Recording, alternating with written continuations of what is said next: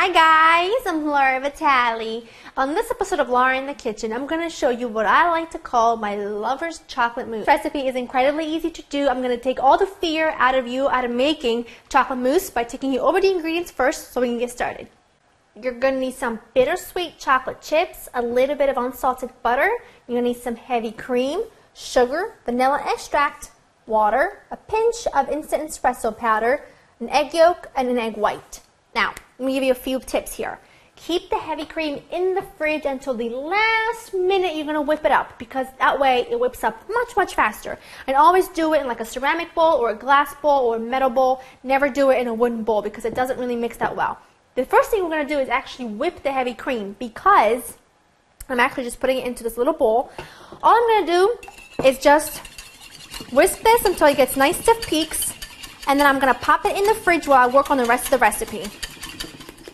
My cream looks great.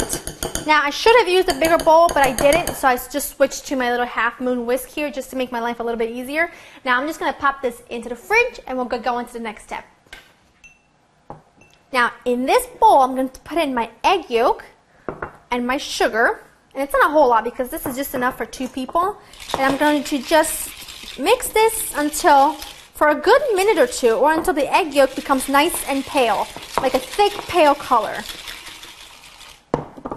That looks perfect. Now, it's not a whole lot, like I said, but that's because we are only making enough for 2 people, because it's Valentine's Day. So let's go into the chocolate part of this. Now, what I have here is a little saucepan with about 1 inch of water. Now, I'm making a double boiler. Now, basically, I'm going to take a little bowl that fits snugly over the top of this little saucepan, but you want to make sure that the bottom of your bowl does not, by any means, touch the actual hot water, because if it does, what's going to happen is it's going to char your chocolate. Really, it's going to burn it so badly because it's so hot. You don't want to do that. So in here, I'm going to put in my chocolate chips, teeny tiny bit of butter, about a tablespoon or so, maybe a little bit more if you're feeling funky, a little bit of water, and just a pinch of some espresso powder, an instant espresso powder. Now, like what I always say, the coffee really brings out the flavor of that chocolate. It makes it something to remember. It kind of brings it all to life and makes that chocolate taste so chocolatey. It's insane. So what I'm going to do is just literally babysit this until all the chocolate is melted and it's a nice smooth mixture. The chocolate mixture looks absolutely perfect. Now what I'm going to do is take it off the heat. And then I'm going to take about 1/4 of this mixture. Whoa, I'm not going to take the whole thing, just a tiny bit, just to temper the eggs. And what that means is that I'm going to be able to get the eggs up to a hotter temperature without getting them scrambled. If I put them directly in there, chances are that they would scramble, and that's just not pleasant. So it does not need very long at all. This is going to go right back in.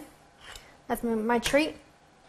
Put your egg yolk mixture right into the bowl with the melted chocolate mixture. That's just lovely and perfect. Teeny tiny tad bit of vanilla extract, not a lot, plenty. Now I'm going to give it a heads up by stirring it here, kind of mixing the whole thing together, and get your spatula to help you. Now my bowl is small because I needed a small bowl to fit tightly on top of the pan. So great. Now I'm going to put this back on here on simmer, and I'm going to let it cook, stirring constantly for a couple minutes or until it's like thickens, and that also cooks the egg yolk. A chocolate mixture, I had it on my double boiler for just a few minutes after I added in the egg. Let it cook, and now it's perfect. I'm going to set this aside to cool. That has to cool. You can't add it into the egg whites, but we're going to work on the egg white part.